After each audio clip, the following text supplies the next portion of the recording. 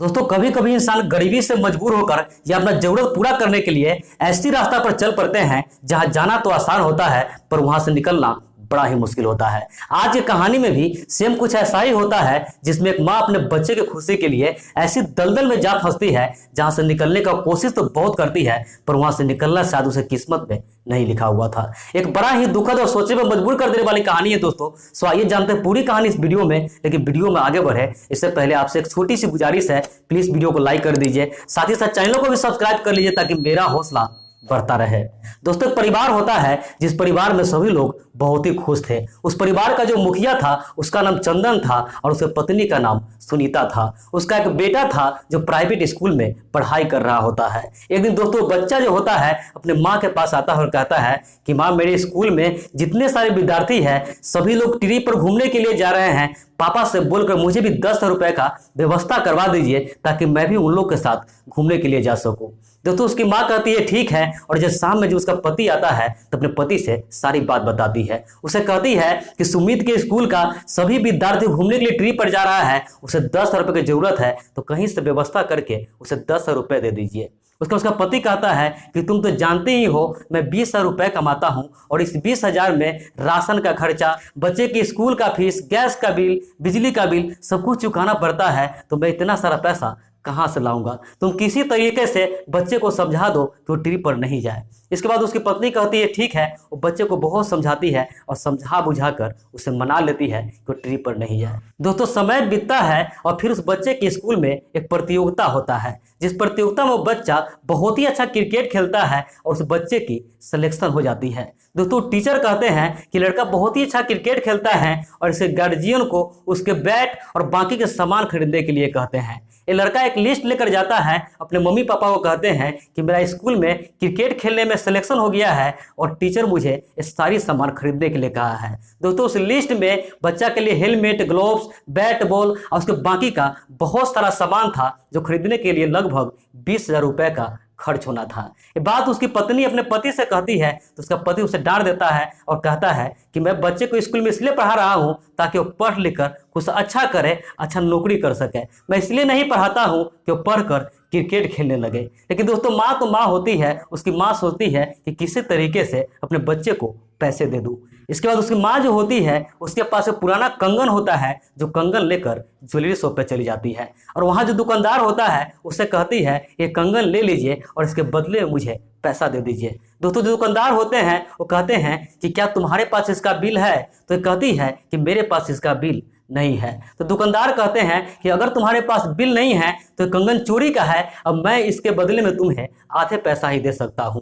दोस्तों इसके बाद वहीं पे एक महिला होती है, जो महिला इस सारे बात सुन लेती है। तो महिला दुकानदार से कहती है कि आपके पास जितना सारा ज्वेलरी, जितना सारा सोना है, क्या सब क्या आपके पास बिल है? तो दुकानदार जो होता है उसकी बोलती बंद हो जाती है। तो कहती है कि अगर आपके पास भी सभी का बिल नहीं है तो आपके पास भी जितने का बिल नहीं होगा, क्या वो सारे सामान चोरी का है? तो दुकानदार वो कुछ भी नहीं बोल पाता है और इसके बाद वो महिला होती है सुनीता को लेकर के बाहर निकल जाती है और उसे कहती है कि तुम्हें कितने पैसे का जरूरत है वो सारा पैसा मैं दे दूंगा, लेकिन बदले में तुम्हें मेरे लिए एक काम करना होगा। सुनीता कहती है कि मुझे कौन सी काम करनी होगी? तो कहती है तुम मेरे साथ चलो। ऐसे बहला फुसला कर अपने साथ ले जाती है और जहां लेके जाती है वहां 4-5 लड़कियां पहले से बैठी हुई होती है। तो कहती है कि सारी लड़कियां से पूछ लो, इसमें से किसी भी लड़की को पैसे की कोई कमी नहीं है। तुम 10 बजे के बाद जब तुम्हारे पति ड्यूटी चले जाते हैं और तुम्हारे बच्चे स्कूल चले जाते हैं तो तुम फ्री ही होती हो। उस फ्री टाइम में तुम यहाँ आ जाओ। वैसे भी घर पे रह करके तुम सीरियल देखती होगी या फिल्म देखती होगी और टाइम पास करती होगी। उस समय बहुत ही कीमती है, उस कीमती समय कर तुम यहाँ आकर बिताओ और यहाँ जो ग्राहक होता है उसे खुश कर दो, तुम्हें पैसे की कोई कमी नहीं रहेगी। दोस्तों सुनीता जब ये बात सुनती है तो उसे साफ साफ मना कर देती है और कहती है कि मेरे से ये सब काम नहीं होगा। इसके बाद जो महिला होती रेणुका होती है, कहती है ठीक है, तुम्हें कोई जबरदस्ती नहीं है, तुम जा सकती हो, लेकिन तुम्हें लगे यहाँ आना चाहिए तो तुम दोबारा मेरे पास जरूर आना, तुम्हारे लिए मेरे घर का दरवाजा हमेशा खुला हुआ है। दोस्तों लड़की कहती है ठीक है और इसको सुनीता अपने घर चले जाती है।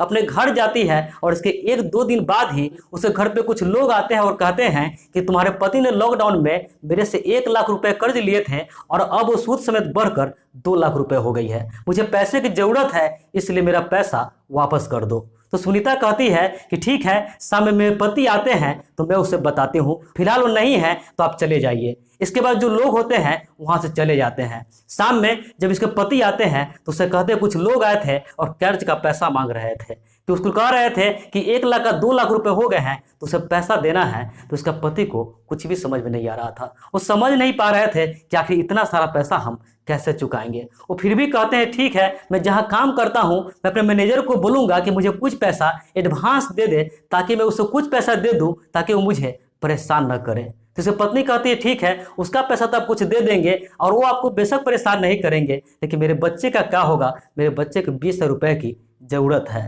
तो दोस्तों उसका पति होता है इसे डांट देते हैं और कहते हैं कि मुझे खुद समझ में नहीं आ रहा है कि मैं पैसे का अरेंज कहाँ से करूँ, ऐसे बच्चे के लिए पैसा मैं कहाँ से दूंगा। इसके बाद सुनीता होती है अपने बच्चे की खुशी के लिए मजबूर होकर रेणुका मैडम के पास चली जाती है, और जैसे वहाँ जाती है रेणुका मुस्कुराते हुए कहती है कि मुझे पता था कि तुम मेरे पास जरूर आओगी। उससे पैसे की गड्डी देते हुए कहता है कि पैसा लो और अंदर एक ग्राहक है, जा करके तुम उसे खुश करके आओ। सुनीता पैसा लेती है और रूम की तरफ बढ़ने लगती है, इसके आंखों से आंसू बहने लगते हैं। तो रेणुका मैडम देख लेती है और कहती है कि इस तरीके से तुम आंसू बहाते हुए जाओगी तो ग्राहक पे बुरा असर पड़ेगा और तुम्हारे साथ अच्छा बिहेव नहीं करेगा, इसलिए आंसू पोंछ लो। आंसू बहाने के लिए उसे घर पे उसकी पत्नी भी है, वहाँ इसलिए आते हैं ताकि उसे खुशी मिल सके। अगर तुम आंसू बहाते हुए जाओगी तो उसे अच्छा नहीं लगेगा। सुनीता अपना आंसू पोंछ लेती है और उसे कमरे में चली जाती है, और थोड़ी देर बाद जब कमरे से बाहर आती है और पैसा लेकर एक दुकान पर जाती है और जितनी सारी बच्चे के लिए सामान खरीदना था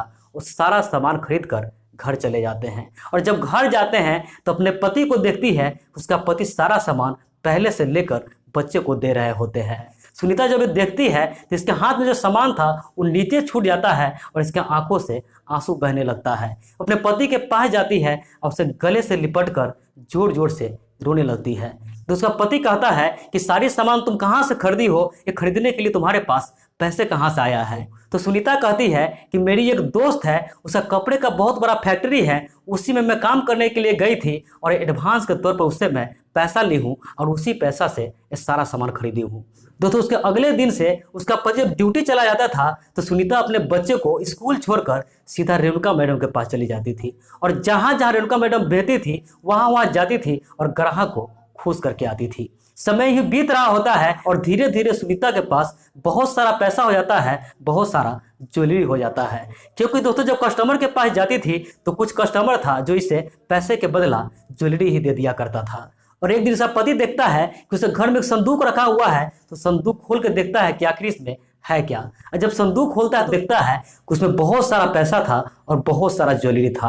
अब इसके पति को समझ में नहीं आ रहा था कि संदूक में इतना सारा पैसा और इतना सारा ज्वेलरी कहाँ से आया। तो उसका पति से पूछता है कि तुम्हारे पास इतना सारा पैसा और इतना सारा ज्वेलरी कहाँ से आया। तो उसकी पत्नी कहती है कि रेणुका मैडम के यहाँ इनकम टैक्स का रेट पड़ने वाला था और इसीलिए ये पैसा ज्वेलरी मुझे दे दी है, कही है कि जब तक तुम इसे अपने पास रखो। इसका पति कहता है ठीक है। और फिर एक दिन सुनीता एक ग्राहक के पास गई होती है, तो जैसे ही कार से उतरती है तो ग्राहक के कंधे पर हाथ रख देता है, और उसी समय इसका पति बाइक से कहीं जा रहा था तो दूर से ही देख लेता है कि वो मेरी पत्नी है, तो उसके पास जाता है और जो व्यक्ति से कंधे पर हाथ रखा था उसे जोर से थप्पड़ लगाता है। अपने पत्नी को कहता है कि व्यक्ति तुम्हारे कंधे पर हाथ क्यों रखा है। उसी समय रेणुका मैडम पहुंच जाती है और कहती है कि मेरे कंपनी का सुपरवाइजर है, इसे अपने साथ लेकर ग्राहक के पास जा रहा है, उसे वहां कुछ प्रोडक्ट दिखाना है। दोस्तों इसके बाद वो कहता है ठीक है और उससे माफी मांगता है, कहता है मेरे से गलती हो गई, माफ करना। इसके बाद इसका पति जो होता है वहां से चला जाता है और सुनीता रेणुका को कहती है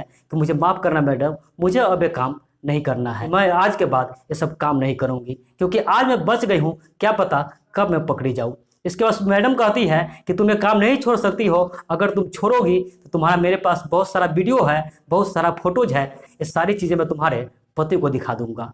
तो सुनीता कहती है ठीक है, आपको जिसको दिखाना है उसे दिखाइए, बेशक मेरे पति को भेज दीजिए, मेरे पति मुझे जो करेंगे मुझे मंजूर है, लेकिन मेरे से अब ये काम नहीं होगा। तो इसके बाद सुनीता जो होती है अपने घर चली जाती है और उससे कुछ दिन बाद से दुर्भाग्यवश इसका पति का किसी कारण से नौकरी चला जाता है। वो अपने घर आकर अपने पत्नी को कहता है कि मेरा नौकरी चला गया है। तो इसकी पत्नी को समझ में नहीं आ रहा था कि इसका घर अब कैसे चलेगा, अब फिर इसके पास पैसा कहाँ से आएगा। तो फिर से रेणुका मैडम के पास जाती है और रेणुका मैडम कहती है कि मैडम मुझे माफ़ कर दो, मुझे एक काम करना है। तो रेणुका मैडम कहती है ठीक है शुरू हो जाओ, और कहती है कि तुम मुझे छोड़ के गई थी इसलिए तुम्हारे पति को भी अब मैं अपने काम पर रखूंगी और तुम्हारे पति ही तुम्हें ग्राह के पास भेजा करेगा। इसके बाद उसके पति को भी बुलवाती है और उसके पति को कहती है कि मैं आपको नौकरी दे रही हूँ, आपको मैनेजर के तौर पर यहाँ काम करना है। उसका पति कहता है क्या काम करना है, तो कहता है कुछ नहीं, यहाँ बहुत सारी लड़कियाँ हैं, उससे अलग अलग ग्राह के पास भेजना पड़ता है। उसका पति कहता है ठीक है, वहाँ काम करने लगता है और वहाँ जितनी सारी लड़कियाँ होती है सारी लड़कियाँ को इसका पति ही भेजता था और पूरा कस्टमर को इसका पति ही डील करता था।